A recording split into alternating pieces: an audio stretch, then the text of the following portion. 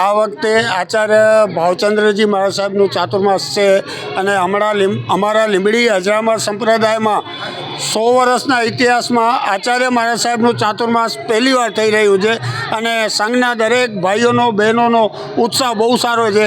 કાર્યક્રમની વિગત શું છે એ આગળ જિજ્ઞેશભાઈ અને શીતલભાઈ આપી દીધી છે. આ 100 વર્ષના ઇતિહાસમાં પહેલી વાર ચાતુર્માસ આચાર્ય ભગતનું મળે છે ને દરેક સંઘના ભાઈ બહેનો શ્રાવક શ્રાવિકાઓને ઉત્સાહ બહુ ઘણો છે. આજે અમારા ગુરુદેવનો ચાતુર્માસ પ્રવેશ હતો. વહેલી સવારે 7:15 અમારા ઉપાશ્રમમાં ગુરુદેવના પગલાં થયા અને ત્યાં એમનું માંગલિક અમે સાંભળી અને શોભાયાત્રા સ્વરૂપે અમે ટાઉન હોલ સુધી આવ્યા છીએ. શોભાયાત્રામાં પણ વચમાં 2-3 જગ્યાએ પાઠશાળાના બાળકો, મહિલા મંડળના સભ્યો અને પાઠશાળાના બાળકના મમ્મીઓ તરફથી પ્રોગ્રામ કરવામાં આવેલા હતા. પછી ત્યારબાદ અમે ટાઉન હોલ પધાર્યા. ટાઉન હોલમાં ગુરુદેવનો પ્રવચન છે, એની સાથે સાથે સાંસ્કૃતિક કાર્યક્રમો છે, દાતાઓનો સન્માન છે. આ ચાતુર્માસના દાતા તરીકે માતૃશ્રી વિશ્વાબેન લક્ષ્મીચંદ શાહ પરિવાર, ધારિત્રીબેન ધીરેનભાઈ શાહ એમને લીધેલો છે. 4 મહિના દરમિયાન ગુરુદેવ અમને તપ જપની બધી આરાધનાઓ કરાવતા હોય છે. ગુરુદેવ પણ 4 મહિના એક જ જગ્યાએ રહેતા હોય છે, એમનો કોઈ વિચરણ કરવાનો નથી હોતો. અને અમે પણ શ્રાવકોએ 4 મહિનામાં ધર્મ ધ્યાન તપ બધે કરવાનું આવે, આ 4 મહિનામાં અમે કરતા હોઈએ છીએ વધુ પડતો.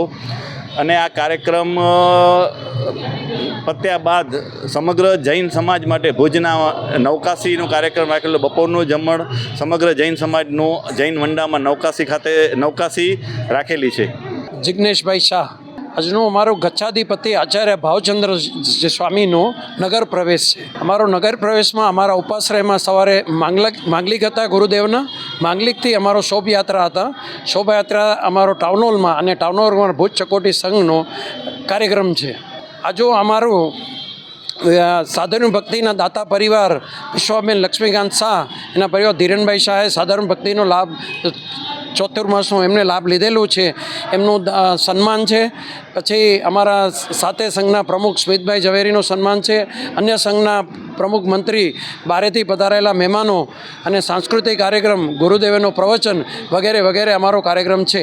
ચાતુર્માસ અમારા જૈન બહુ મોટો 4 મહિનામાં અમારા ગુરુદેવ ક્યાંય પણ વિહાર ન કરે, એક જ સ્થળ ઉપર બિરાજે અને ત્યાં અમારા શ્રાવક શ્રાવિકાને ધર્મ આરાધના કરાવે. અને એનું કારણ એ છે કે ચાતુર્માસ એટલે ચોમાસાની સિઝન છે.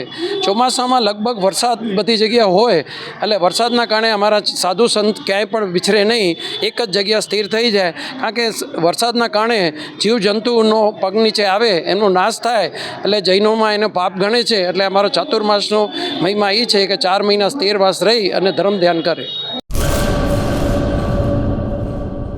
દાડમના રેસ્ટ પીરિયડની બેસ્ટ માવજત ટ્રાઇકોમિલ, ફોસ્ફોમાઇસિલ અને ડોક્ટર માઇસિલ. શક્તિશાળી બેક્ટેરિયા, એક્ટિવ કાર્બન, માઇસિલિયા અને બધા જ પોષક તત્વોથી ભરપૂર ટ્રાઇકોમિલના ઉપયોગથી દાડમના પાકને મળશે સમતોલ ખોરાક. એક્ટિવ કાર્બન ધરાવતા ઉચ્ચ ગુણવત્તાયુક્ત ફોસ્ફેટિક ખાતર ફોસ્ફોમાઇસિલ દ્વારા દાડમનું વધુ ઉત્પાદન આપવા માટે છોડ બનશે સક્ષમ. ભારતમાં પ્રથમ માઇક્રોરાઇઝલ ફૂગ સાથે કુદરતી કેલ્સાઇડ અને ઉપયોગી સૂક્ષ્મ તત્વો તેમજ કુદરતી હોર્મોન્સનું મિશ્રણ એટલે ડોક્ટર માઇસિલ. ડોક્ટર માઇસિલના ઉપયોગથી તંતુ મૂળને પોષણ અને રક્ષણ મળશે અને સાથે જ પોષણયુક્ત દાડમના છોડની ઉત્પાદન ક્ષમતામાં વધારો થશે. દાડમની ખેતીને બનાવો દમદાર, રેસ્ટ પીરિયડમાં પોષણ આપો જોરદાર.